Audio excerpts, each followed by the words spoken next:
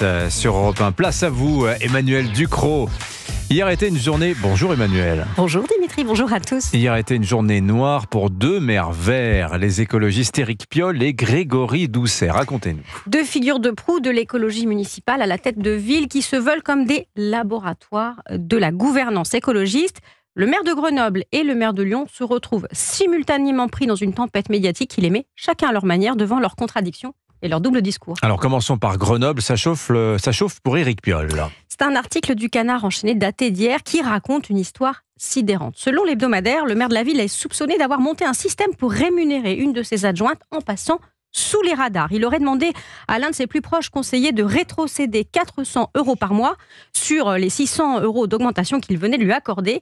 Il s'agissait de gonfler en douce les revenus de l'ancienne première adjointe LFiste, Elisa Martin, laquelle aurait perçu un total de 16 800 € en liquide, non déclaré au fisc. Une enquête est ouverte pour concussion. On apprend des mots sur la base de constats d'huissier. Alors Éric Piolle, évidemment, se défend. Ah oui, il explique que son ancien adjoint veut réécrire l'histoire et lui nuire. Je pense représenter une certaine éthique en politique, se défend le maire de Grenoble. Éthique en toc, hurlent ses opposants, qui rappellent qu'il a été reconnu coupable fin 2023 de favoritisme dans une autre affaire. Bon, à 200 km de là maintenant, à Lyon, c'est Grégory Doucet qui, lui, a aussi passé une sale journée. Et cette fois-ci, c'est un article du Progrès qui lui vaut des turbulences. Le quotidien raconte que le 24 mai dernier, le maire de Lyon a pris un avion pour faire un aller-retour express à Bilbao pour soutenir l'équipe féminine de l'Olympique lyonnais. Un jet affrété par le club de foot. Il n'y a pas de quoi fouetter un chat jusque-là, non ? En théorie, non. Ce genre de déplacement fait partie du travail d'un maire, rien que de plus normal. Ça n'est pas ça le problème. Le problème, c'est le passif, parce qu'en juillet 2022, Grégory Doucet exhortait ses administrés à ne pas prendre l'avion pour un oui ou pour un non.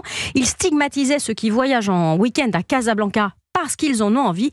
Puis le jet privé, quand même, c'est l'arme du crime climatique en col blanc par excellence. Y a-t-il un point commun entre ces deux affaires ? Bien oui, deux maires verts rattrapés par la patrouille précisément sur des sujets dont ils se font les héros moraux qui sont pour eux prétexte à des leçons de bienséance sans fin sur la politique autrement, les convictions, la détestation de l'argent. Faites ce que je dis, pas ce que je fais. Tartuffe s'habille en coton bio. Alors que la campagne européenne d'Europe Écologie Les Verts tourne au calvaire, puisqu'il est probable que la liste de Marie Toussaint n'atteigne pas les 5% et reste aux portes du Parlement à Bruxelles. C'est du plus mauvais effet. Signature Europe 1, Emmanuel Ducrot. Il est 9h moins 10.